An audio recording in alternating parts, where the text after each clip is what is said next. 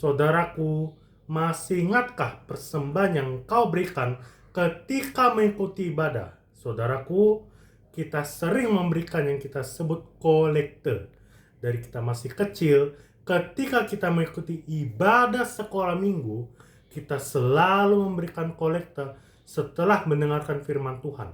Saudaraku, mungkin nominal yang kita berikan tentunya bervariasi, tetapi tidak jarang juga kita memberikan dengan nilai yang paling kecil sambil meremas uangnya sebelum dimasukkan ke dalam kantong persembahan. Saudaraku, kita tidak menyadari bahwa persembahan adalah seharusnya hal yang terbaik yang kita berikan kepada Tuhan. Saudaraku, hal yang terbaik bukanlah yang terbanyak, tetapi hal yang terbaik adalah yang kita miliki. Saudaraku, tentang hal persembahan, mari kita baca Lukas pasal 21 ayat 1-4 dikatakan, ketika Yesus mengangkat mukanya, ia melihat orang-orang kaya memasukkan persembahan ke dalam peti persembahan. Ia melihat juga seorang janda miskin memasukkan 2 peser ke dalam peti itu. Lalu ia berkata, aku berkata kepadamu, sesungguhnya janda miskin ini memberi lebih banyak daripada semua orang, sebab mereka semua memberi dari kelimpahannya, tetapi janda ini memberi dari kekurangannya, semua yang ada padanya, yaitu seluruh nafkahnya. Saudaraku, nats di atas adalah penjelasan Tuhan Yesus tentang persembahan dengan membandingkan persembahan orang-orang kaya dan persembahan seorang janda. Saudaraku, kalau kita lihat pada ayat 1, orang-orang kaya memasukkan persembahan mereka. Dan pada ayat 2, seorang janda miskin memasukkan 2 peser ke dalam peti persembahan. Dan pada ayat 3, Tuhan Yesus berkata bahwa sesungguhnya janda miskin ini memberi lebih banyak daripada semua orang. Saudaraku, mengapa Tuhan Yesus berbicara seperti ini? Kita bisa lihat pada ayat 4. Tuhan Yesus menjelaskan bahwa orang-orang kaya memberi persembahan dari kelimpahannya, tetapi janda ini memberi dari kekurangannya, semua yang ada padanya, itu seluruh nafkahnya. Saudaraku, kalau kita memberikan persembahan yang sesungguhnya kepada Tuhan, maka yang pertama, kita memberi persembahan yang tidak bercacat. Firman Tuhan berkata dalam Maleakhi pasal 1 ayat 14a, terkutuklah penipu yang mempunyai seekor binatang jantan di antara kawanan ternaknya yang dinazarkannya, tetapi ia mempersembahkan binatang yang cacat kepada Tuhan.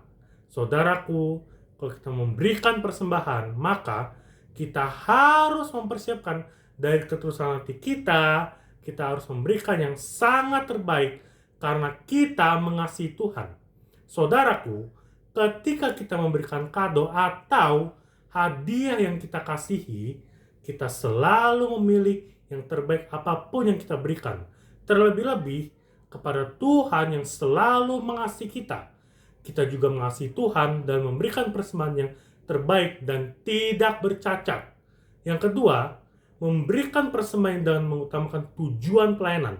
Setiap persembahan yang kita berikan akan digunakan untuk menjangkau jiwa-jiwa.